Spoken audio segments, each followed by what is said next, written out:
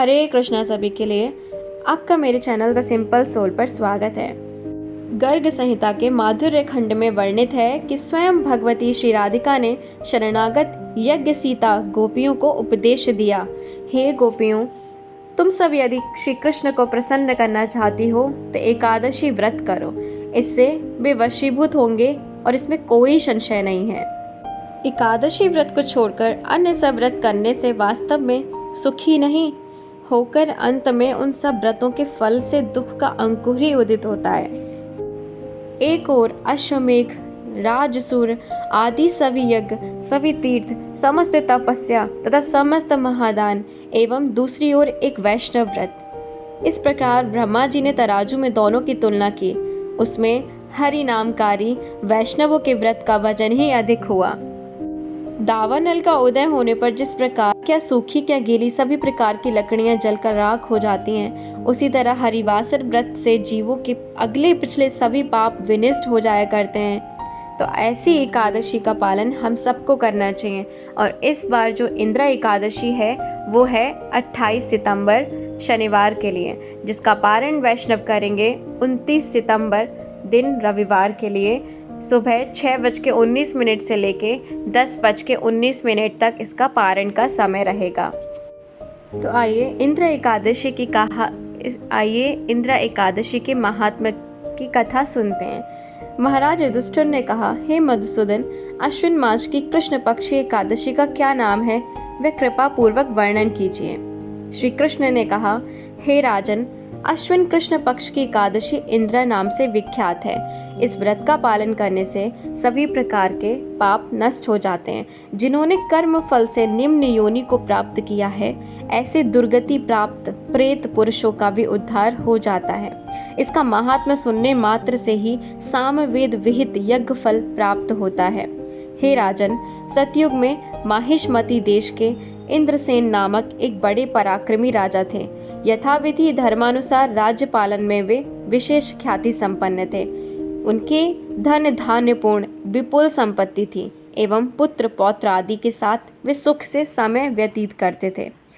विष्णु भक्ति पारायण वह राजा सर्वदा श्री गोविंद नाम में निमग्न रहते थे। एक दिन राजा अत्यंत आरामदायक शैया पर सो रहे थे। उसी समय देवर्षि नारद स्वर्ग से उतरकर उनके निकट उपस्थित हुए। उनका दर्शन कर राजा ने उठकर मुनिवर को सहर्ष श्रद्धापूर्वक दंडवत प्रणाम किया तथा षोडशोपचार विधि पूर्वक पूजा एवं स्तव स्तुति वंदना की और उत्तम आसन पर बिठाया। उसके बाद हाथ जोड़कर कहने लगे, हे मुनिवर, आपके दर्शन मात्र से मुझे अनेक यज्ञों का फल प्राप्त हुआ है। अपने आगमन का कारण बताकर मुझे कृतार्थ करें। देवर्षि ने कहा, हे नृपश्रेष्ठ, अति विस्मयकारी एक बात श्रवण करो। एक समय में यमलोक गया था। यमराज ने वहां पहुंचते ही मेरा बहुत आदर सत्कार किया।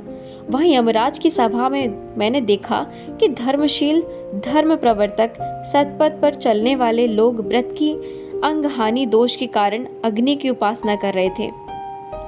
उनमें तुम्हारे पिता भी थे। हे राजन, उन्होंने जो संदेश भेजा है उसे आप ध्यान पूर्वक सुनिए। उन्होंने कहा कि माहिष्मति देश का राजा इंद्रसेन मेरा पुत्र है। हे नारद, उससे कहना कि पिछले जन्म में किए गए किसी पाप के कारण मुझे यमलोक में रहना पड़ रहा है। आप कृपा पूर्वक उसको सर्व पाप नाशक इंद्रा व्रत का पालन करने को कहें। इस व्रत के प्रभाव से मैं निष्पाप होकर स्वर्गलोक में जा सकता हूँ। ये बताने का उद्देश्य ही मेरे यहाँ आने का कारण है। हे राजन, तुम्हारे पिता के स्वर्ग गमन के लिए तुम यथाविधि इंद्रा व्रत का पालन करो। राजा ने कहा, उस इंद्रा व्रत की विधि क्या है एवं किस तिथि को या किस पक्ष में यह एकादशी व्रत करना कर्तव्य है, वह कृपा पूर्वक हमें बताइए। नारद ऋषि ने कहा, हे राजन, अश्विन मास के कृष्ण पक्ष में दशमी के दिन श्रद्धा पूर्वक प्रातः स्नान करना एवं मध्याह्न में भक्ति भाव होकर आवागन स्नान करना, रात्रि में भूमि पर शयन करना, दूसरे दिन एकादशी के प्रातः कृत्य आदि संपन्न कर निराहार रहना एवं व्रत की नियमावली दृढ़ता पूर्वक पालन करना। हे पुंडरीकाक्ष, हे अच्युत, इस शरणागत के प्रति कृपा करें। इस प्रकार श्रद्धा पूर्वक शालिग्राम पूजा कर पिता के उद्देश्य से व्रत के फल को अर्पण करना। दूसरे दिन प्रातःकाल द्वादशी को भक्ति युक्त होकर श्री गोविंद की पूजा कर ब्राह्मणों को भोजन कराना एवं अंत में स्वयं महाप्रसाद ग्रहण करना। हे राजन, विधि पूर्वक श्री हरि और भक्तों का अर्चन करने से तुम्हारे पिता श्री यमलोक से मुक्त होकर वैकुंठ गति प्राप्त कर सकेंगे। ये उपदेश देकर नारद जी अंतर्ध्यान हो गए। राजा इंद्रसेन ने यथाविधि पुत्र परिजन सहित भक्ति पूर्वक इस इंद्राव्रत का अनुष्ठान किया। उस समय देवलोक से पुष्प वृष्टि होने लगी एवं उनके पिता ने भी विष्णुलोक में गमन किया। राजर्षि इंद्रसेन भी बाद में अपने पुत्र को राज्य सौंपकर स्वयं विष्णुलोक चले गए। इस प्रकार हम भी अपने पूर्वजों के लिए अगर हम कृतार्थ हैं और उनकी मुक्ति की याचना करते हैं तो हमें इस एकादशी को पालन करके उसका जो फल है अपने पितरों को देना चाहिए, जिससे वो जिस योनि में है वहाँ से मुक्त होकर भगवत धाम की ओर चले जाएं।